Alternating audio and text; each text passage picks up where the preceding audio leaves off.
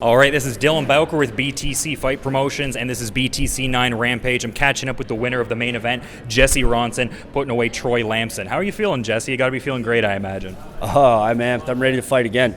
If they were doing this is tournament style, I'm ready to fucking go. PFL, wink, wink, wink, tournament style. But no, I feel good, especially beating a guy that high caliber. Especially here in Kitchener, just 45 minutes away from my hometown, in front of friends and family. It was fucking great. Yeah, you mentioned PFL. Is there any desire to get back there, or are you just being cheeky a little bit? No, I'd love to get back to the PFL. I mean, how many UFC fighters can make $1 million in a year? Maybe 2%, right? Whereas with the PFL and that tournament style, you have the chance to make money. And that's what I'm looking for right now. Yeah, I'd love to get back to the UFC and get that one win, but right now it's all about high-profile fights and who's going to pay the most. And yeah, I mean, we talked a little bit prior to this card, and you were saying there was some interest in continuing to fight for BTC, but also you'd entertain some outside offers. So I'm curious, are you looking to get on that BTC 10 card in June? Would you be taking some fights in the interim prior to that? Like, what's the strength of schedule you'd like to keep going forward? I would love to fight in April, anytime, like the second week, not the first week of April, second week, third week, fourth week of April. I'd love to fight then. So if BTC could move their card up to April, do it, right? May, I told my girlfriend I'd take her on vacation, so we got to do that the first week of May. So if I did fight again, it would probably be if I didn't get that April fight, I'd be heartbroken because I'll fight anywhere right now, anyone. But June BTC sounds good, especially with the UFC coming to Saskatoon. I can train for BTC, and hopefully if I got a call, they would let me out. I know Scott Hudson right now is currently ahead of me, probably on the radars, because he's the champion. He's on a 4-fight win streak. He's younger than me. They love new blood, but I would love to have a reason to be ready in June. So yeah, BTC would be great. Yeah, and I'm wondering, like, in the context of this fight, it seems like Lamson had a couple of moments, I guess, like was going for the Darce. I mean, largely a fight that you dominated, but was there anything he brought to the table that surprised you, like based on what your preconceived notion had been? He stood with me a lot more than I thought he would. So I could tell he's been training his striking with Henry Hooft, especially when he started throwing those side kicks to the leg. But, he wasn't putting any stank on it. Like, he was just touching it. Like, no matter what he'd done, even if my leg was straight and locked, that kick would have done nothing. So I don't know what he was trying to set up with that. And I could see it in his face. He was just gauging distance, maybe to see if I would lunge in, because he tried a couple level changes afterwards, but I flashed the uppercut, and he fucking wisened up real quick. That Darce was on pretty tight. Like I said, I got guys that are bigger and stronger than him that go for Darces all the time at the gym, and I'm able to get out of them. And with my coaches so close, I'm not an idiot. I've been in this game for years. I'm a veteran. I wait, I calm down, and I listen for the instructions. And all I needed was switch your hips, Jesse, and you're out. Okay, switch my hips, I'm out. Hey, there we go. Fight's back on. Let's go, boys. Let's get fucking dirty. And in terms of the camps you were getting in work with, like, I know Parabellum's always been like a fixture to some sort of degree, but whereabouts were you training ahead of this bout here? Like I said, Matt Badgernath at Adrenaline, he was my number one guy. I beat the shit out of that guy almost fucking 5 times a week. He's fighting on War of God show, the amateur MMA show this coming weekend, so you can watch him, because I've been training with him for 8 weeks, and I go, dude, don't waste this. Get a fight somewhere. You're in shape. Let's go. I went to Parabellum. I trained with all their tall guys.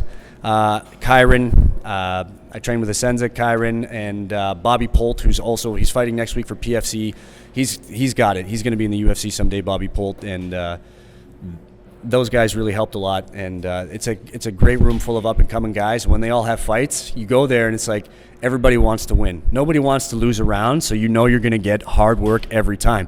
If it's not my day, I got to be sharp. I got to suck it up. I got to do something, because I know Bobby Polt's not giving me an inch. Like, he's not like, oh, I'm not fighting. I can let Ronson win. Try thing. No, he wants to win.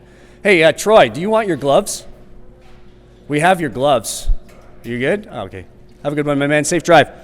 Yeah, that's it. Yeah. No, but I'm kind of wondering, too, because one of the last times we talked, you'd mentioned your car stalled out twice in Hamilton. Was everything good on the car front heading into this fight here? No.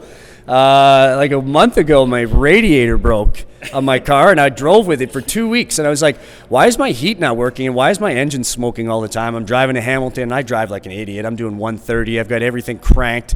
And then all of a sudden, I take it in for an oil change, and my mechanic, who was here today, he's like, what the fuck, man? You have no engine coolant, and your radiator's cracked and fried. He's like, it was only a matter of time. But he's like, I wouldn't be surprised if some of your pistons are fucked. He checked it all. Thank God. The engine's good.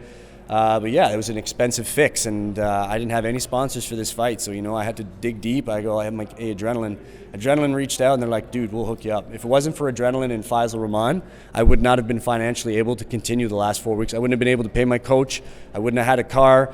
I wouldn't have had food. It takes a lot of money to get down, like for supplements and food to cut weight and be healthy. And if it wasn't for the gym in King Faisal, I wouldn't be able to train because, you know, nothing's free.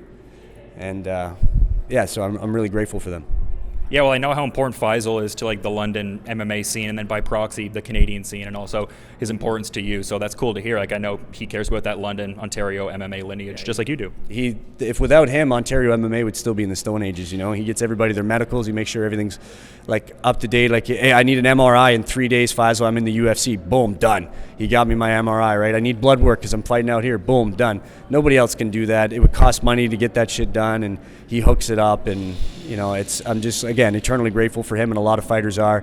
And, you know, he's a super smart guy. He was the guy in the Holloway Ortega fight. I'm pretty sure he saved Ortega's life. Like, Ortega still hasn't fought. Now, imagine he let that go. Ortega he wouldn't be able to fight again. Like, I think he saved Ortega's fighting career.